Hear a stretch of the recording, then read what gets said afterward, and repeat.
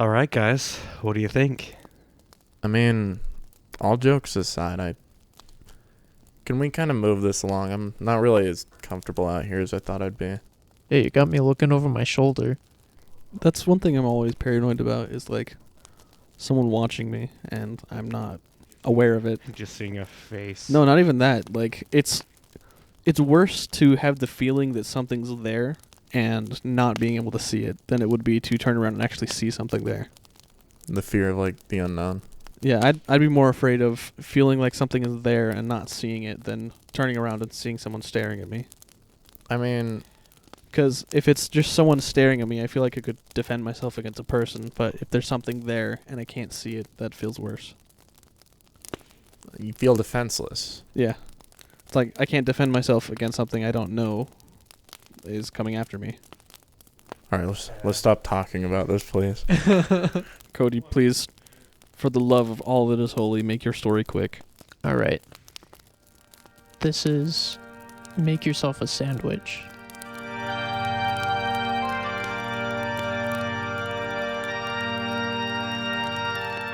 The slow, rhythmic thumps of water dripping on a stone floor was the first thing I can recall.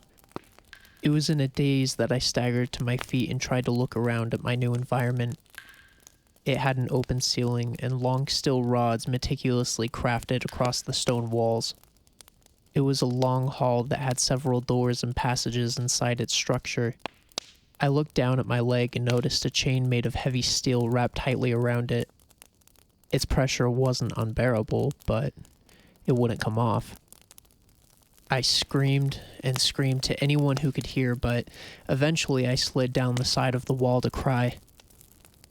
After the sobbing and the mental shock, I started checking for any way out. Any doors, any secret passageways, anything to get me something resembling normalcy. I found myself scratching at the stone until the pain from my broken fingernails against the rugged stone became too much to bear. I remember staring at a small insect in the corner of the corridor when a door opened from down the left side of my confinement area. A crimson-clad woman in a green rubber mask walked into the room and presented a tray. I screamed at her. I barked the worst obscenities you could imagine at her and tried to grab at her. It was no use, however. The speaker from high atop the steel structures bored into the stone, chimed on and began speaking to us. Cell 3-4F. Take the tray and use the provided tools to make yourself a sandwich. It proclaimed and screeched out. The woman lifted the lid off of the silver tray and revealed a plain butter knife and a piece of cloth. She slid the tray across the floor to place it within my reach as I stared at it with curiosity, anger, and several other emotions that I can't quite put into words. The silence of the corridor was unbearable while I stared at the butter knife. I had to figure out what they meant by all this. Make yourself a fucking sandwich. Who the fuck captures someone and then tells them to make a fucking sandwich? I screamed to myself. I tried bashing the butter knife against the wall for any kind of psychological comfort, to no avail.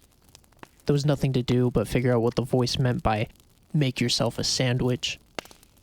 It started to become a nuisance and even an annoyance as the cloth and the butter knife stared at me with their still, quiet malice. They knew what the voice meant by it. They had to. The entire situation was far too orchestrated to not be in order. Then it hit me. They want me to make myself into a sandwich? I asked out loud to myself. The echoes of my voice against the stone was the only levity from my constant silence, so it was strangely comforting to figure out what my captors had meant at this moment. It was a moment where I got to hear something.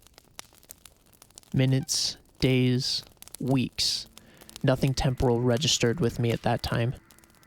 I rocked back and forth on the stone floor with my inanimate friends. I held the butter knife and used it as a mirror to look into my own eyes.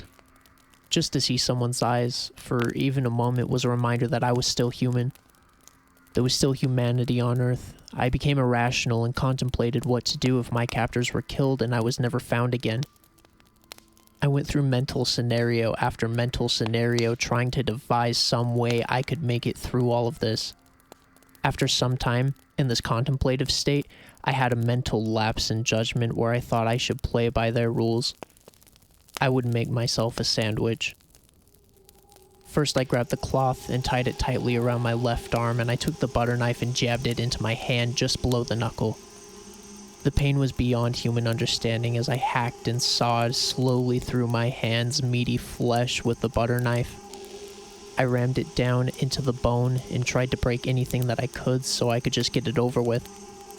The blood streamed out of my hand like an oil rig striking a find. I pulled and yanked on my fingers, hoping to God they would just rip off already. The pain began to make me woozy, but I fought through it. I took a piece of stone and crushed my hand upon its hard edge. I used the butter knife to finish the sawing through my fingers. Then, after my fingers were torn through and ripped off of my hand, I grabbed the knife and began sawing through the wrist. I devised that my palm would be the patty, and I would use slices of my arm flesh as the buns. After the hand detached, I tied up the wound. I began sawing off slices of my left arm into strips to use as buns. The pain wasn't even registering to my brain at the time. I just wanted out. Anything to get out. I put the slabs of my own flesh upon each other and placed it neatly on the tray. I passed out on the floor after the deed was done. I awoke to the sound of a door opening, and I saw the legs of the masked woman stumble as she vomited under her mask at the sight of me. She pulled off the mask and ran out of the room. The speakers chimed on and began speaking like last time. Cell 3-4F. You have failed the amnesia simulation test. You are not psychologically capable to be in a foreign environment without human contact. We were about to bring you food to work with, but sadly you went into a psychotic state that made you believe you were in some kind of torturous game. You will be released and we will have you sent to your commanding officer. The testing time was 2 hours, 48 minutes, and 12 seconds. Your belongings are with the secretary in the room to your left. Thanks for your cooperation, and we are sorry for your inconvenience. 2 hours? The whole event was only 2 hours? I was unchained from the wall, and I was walked to the secretary's desk. I began chuckling to myself uncontrollably. She asked if I needed to sit down. In between laughs, I tried to desperately tell her, "I'm actually kind of hungry. Could you make me a sandwich?" I kept laughing. I couldn't stop. It was just 2 hours. I had gone through psychosis and undergone self-mutilation in only 2 hours. I made my body into a form mimicking a common food product in just 2 hours. My laughter caught the attention of several doctors, commanding officials who tried to restrain me. I wasn't held back, though. Quick jerks of their neck muscles and jabs to their hearts, and they were all still. I cut them into several delectable slices, and I tried all sorts of different methods of cooking the meat. Honestly, I want to thank them. If it weren't for their inspirational test, I would never have become interested in the culinary arts.